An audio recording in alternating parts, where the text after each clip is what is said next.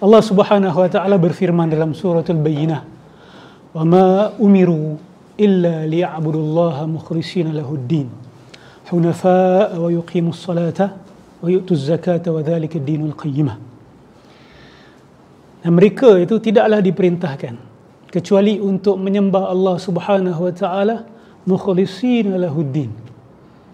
Mukhlis ni maksud dia apa? Ikhlas. Ikhlas ni maksud dia apa?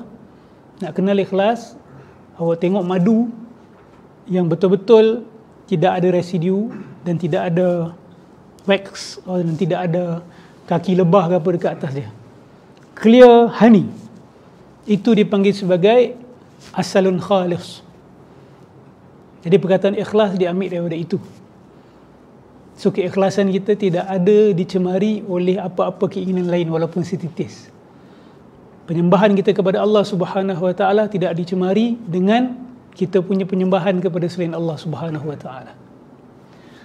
Tapi bila sebut perkataan sembah ni, orang menyangka kita hanya boleh sembah Tuhan ataupun sesuatu yang kita anggap sebagai Tuhan. Betul ke?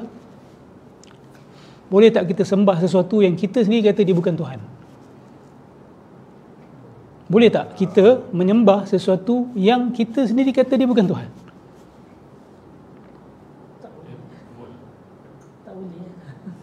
Boleh ni maksud mampu ke atau dibenarkan? Mampu tak? Mampu. Mampu boleh kan? Boleh? Mampu. Okey, perkataan sembah ni kalau kita nak cari perkataan lain. Perkataan sembah kan. Bahasa Arab dia apa? Abadah. Betul tak? Itu adalah kata akar kepada abdun, hamba. So kita boleh kata ibadah itu adalah memperhambakan diri. Itu terjemahan yang kita kata lebih literal lah, yang lebih jelas. Mungkin ada yang akan terjemahkan sebagai menyembah. Cuma sembah ni dia tak berapa clear, especially kepada anak-anak muda hari ni lah. Sembah ni apa sembah? Kan? Sebab dengan raja pun kita cakap sembah, betul tak? So yang lebih jelas adalah kita guna perkataan ibadah ataupun memperhambakan diri. Maksud memperhambakan diri itu apa makna dia? Bila kita kata kita hamba, kan? Bila kita cek sejarah tentang perhambaan kan. Hamba ni definisi dia apa? Jadi kebebasan satu. Dia ada kebebasan, tapi kebebasan dia separuh lah. Okey. Itu menurut Lagi? apa saja kata tuan dia. Okey. Maksud dia kehendak tuan dia adalah kehendak dia. Betul? Dia tidak ada kehendak, kita kata kehendak dia cancelled out dengan kehendak tuan dia. Apa lagi? Dia dimiliki. Betul? Dia dimiliki oleh tuan dia. So bila kita kata kita memperhambakan diri kita kepada sesuatu, maksud dia apa tu? Syarat-syarat yang kita sebut tadi tu. Okey, kita jangan pergi menuhankan dulu. Kita pergi kepada memperhambakan diri dulu. Okey. Antara takrifan para ulama adalah ibadah ni bermaksud ghayatut tadhallul, iaitu awak menghinakan diri awak sehina-hinanya di depan objek yang awak sembah itu. So apabila awak menghina dan merendahkan diri awak sehina-hinanya, awak telah menyembah objek itu tanpa awak sedari.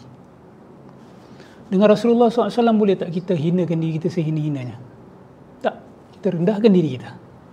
Hina lain Tadhallul ni maksud dia penghinaan diri. Kita hina diri kita di depan Allah Subhanahu Wa Taala. Kita ni tidak ada apa di depan Allah. Kalau di depan Nabi SAW, Nabi manusia, kita manusia, hakikat kita sama, tetapi kualiti berbeza. Cukup. Kita jangan hina diri kita, kita kata aku ni tak ada. Ya, kita manusia yang Allah jadikan, Allah kurniakan anugerah macam-macam kepada manusia. Tapi ghayat tadhallul ni adalah awak kata kepada objek tu, kata engkaulah menentukan segalanya untuk aku, engkaulah yang menguasai kehidupan aku, engkaulah yang mengatur kehidupan aku, bahkan segala apa yang aku ada adalah daripada engkau. Boleh tak kita bagi sifat-sifat tu kepada selain Allah? Hakikatnya tak boleh. Betul? Tujuan Islam datang untuk beritahu kita tak boleh buat benda tu. Tetapi kemampuan untuk buat tu ada tak? Boleh tak manusia menyerahkan sifat-sifat itu kepada selain Allah Subhanahu Wa Taala? Okey. Dan apabila kita serahkan kepada selain Allah, kita telah menyembah objek itu tanpa kita perasan. Contoh, kita berhadapan dengan seorang Perdana Menteri. Dan dalam jiwa kita kata, engkaulah yang menentukan kebahagiaan yang aku ada selama ni, segalanya. Rumah besar aku, kerja aku yang hebat, kehidupan aku yang senang adalah kerana engkau. Aku tak akan membantah. Aku akan jaga perhubungan aku dengan engkau. Aku akan jaga kabel aku dengan engkau. Aku akan jaga every single thing. Aku akan menghinakan diri aku sehina-hinanya. Apa saja yang kau suruh aku akan buat. Itu dah tadallul. Kalau dalam konteks tu, adakah dia dah lakukan syirik? Okey, kita tengok dari segi bahasa dulu. Okey. Kalau nak cakap, okey. Kita tengok dari segi bahasa. Okey. Ramai orang buat macam tu, dia tak perasan, dia tak setuju pun bila kita kata kamu menyembah dia. Cukup untuk kita kata ciri-ciri penyembahan tu sudah ada sebenarnya. Orang mungkin kata, ustaz, tak ada orang lah buat benda tu pada Perdana Menteri. Ni saya nak mendekatkan kefahaman. Lepas ni saya akan kasih example yang lebih serius. Okey. Saya rasa ada. Okey. Apa saja yang dia cakap, dia tak akan tegur, bahkan dia akan sokong. Perkara yang tak baik pun dia cakap akan disokong. Dan dia punya rasa terhutang budi itu sangat luar biasa. Dan dia sanggup menghinakan akal fikiran dia dekat orang itu. Seolah-olah macam pandangan dia tidak ada nilai. Kalau dibantah, dia akan terus dia berdiam diri. Dia akan terus menghina dan merendahkan diri dia. Ini bukan sikap seorang Muslim. Sebagai ulama akan kata benda ni haram awak lakukan. Sama seperti awak menunduk kepada selain Allah, haram. Ini menundukkan akal dan jiwa awak kepada selain Allah Subhanahu Wa Taala. Hormat lain tapi tadallul, menghina diri itu dah sampai ke tahap yang berbeza. Kita naik another level sikit. Perdana Menteri ni kira level bawah lah bagi sebahagian umat Islam. Dia lagi makam lebih tinggi, iaitu makam wali kutub. Okay. Masyarakat kita kena sedar bahawa tahap penghormatan seseorang ataupun sebahagian orang kepada wali kutub ni sudah ke tahap mereka dah berikan penyembahan kepada mereka. Walaupun mulut mereka tak kata kami menyembah dia sebagai Tuhan, tak. Tapi ghayatut tadallul telah pun diberikan. Apa penjelasan dia? Dia orang kata apa? Dia kata, oh, wali kutub ni lah yang menguruskan segala-galanya. Mengurus segala-galanya apa? Segala-galanya. Nanti kita ambil beberapa contoh. Sebab tengah hangat cerita pasal tasarruf ni. Wali-wali mengurus, mengawal, mengontrol, manage the universe. Bukan sekat itu saja. Dia manage awak punya detikan hati. Maksud dia iman awak ni adalah kerana seorang wali kutub menentukan awak beriman. Rezeki yang awak makan hari ini dan rahmat yang Allah turunkan ke atas bumi hari ini adalah kerana wali kutub. So bagaimana awak akan berhadapan dengan orang yang awak anggap wali kutub? Saya tanya awak. Kalau awak ada akidah-akidah ini, bagaimana awak akan berdepan dengan dia? Menghina diri. Awak akan menghina diri kepada tahap yang paling teruk sekali. Dan awak dah menyembah dia tanpa awak perasan. Bagi siapa yang memiliki akidah seperti ini. So malam ni saya nak bercakap sikit tentang, dengan lebih panjang sikit tentang tasarruf ni. Akidah tasarruf ni sangat-sangat berbahaya. Okey. Dan baru-baru ni hangat timbul balik. Dan saya dah bicara benda ni dah berapa 3-4 tahun lepas. Ya, kita dah timbulkan isu tasarruf, khususnya apabila berbicara tentang tawassul dan istighasah. Okey, tawassulan dan istighasah. Saya melihat ada something missing dalam perbahasan kita tentang tawassul dan istighasah. Satu pihak terus mengkufur syirikkan siapa yang terus buat istighasah, tawassul. Satu pihak pula kata tak ada masalah, minta kepada orang mati, minta pada pokok pun tak ada masalah. Kan? So, saya melihat macam mana kita boleh betul-betul polar opposite ini. Dan kenapa tidak diberikan penekanan kepada unsur at-tasarrufu fil kaun ini. Okey. Minta tolong kepada selain Allah ni dia ada tahapan dia. Dia daripada yang mild kepada syirik akbar. Syirik yang paling besar yang mengeluarkan seseorang daripada agama. Okey. Yang mild, ni kita ambil pandangan ulama yang paling keras, ya.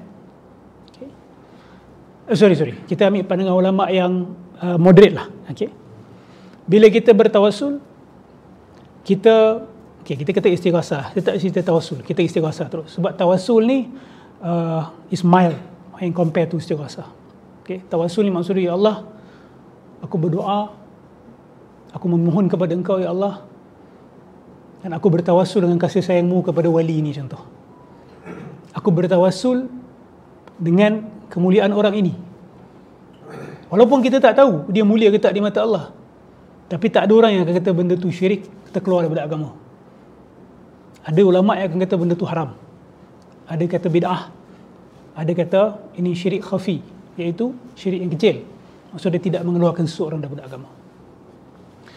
Naik ke satu tahap lain, minta terus. Okay?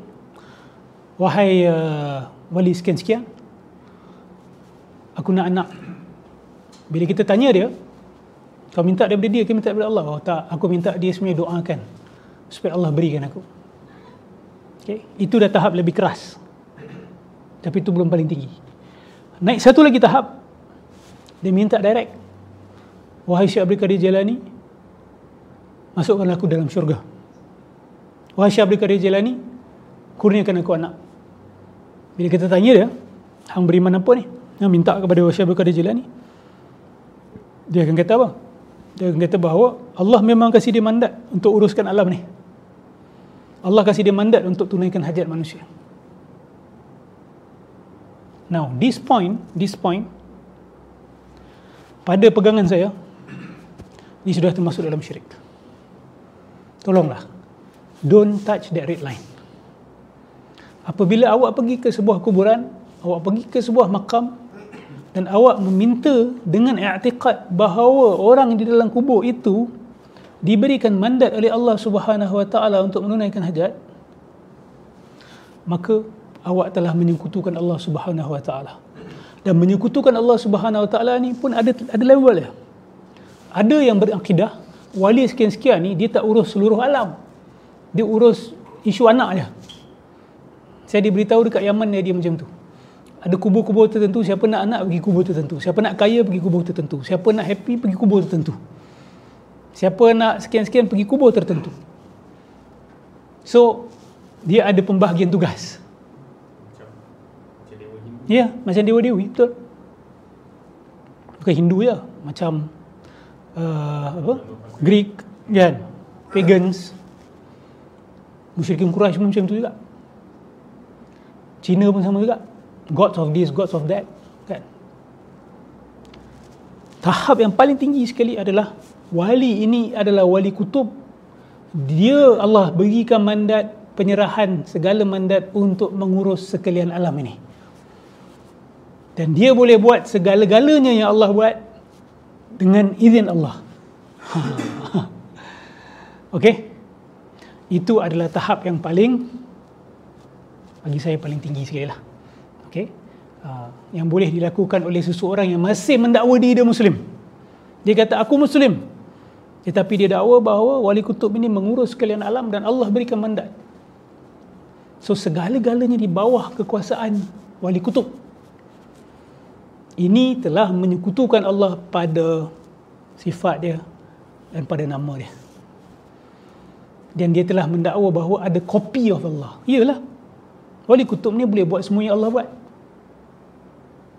Dia punya pembeza satu je, dengan izin Allah. Allah buat tanpa izin sesiapa, wali kutub ni buat dengan izin Allah. Tapi wali kutub ni boleh buat semua yang Allah buat. Okay? There is a copy of Allah. Dan beginilah syirik masuk ke dalam jiwa umat. Beginilah sejarah syirik dalam sejarah manusia. Dan inilah yang berlaku kepada kaum Nuh apabila mereka menyembah orang-orang soleh. Dia tak menyembah awal dia. Awal hanya setakat sayang, nak inspirasi, nak ikut. Tapi syaitan datang, tanam idea macam-macam. Akhirnya mereka meminta-minta benda-benda macam ni daripada wali-wali tersebut. Wat, Su'a, Ya'uq, Yaghuth dan Nasr, 5 nama tersebut.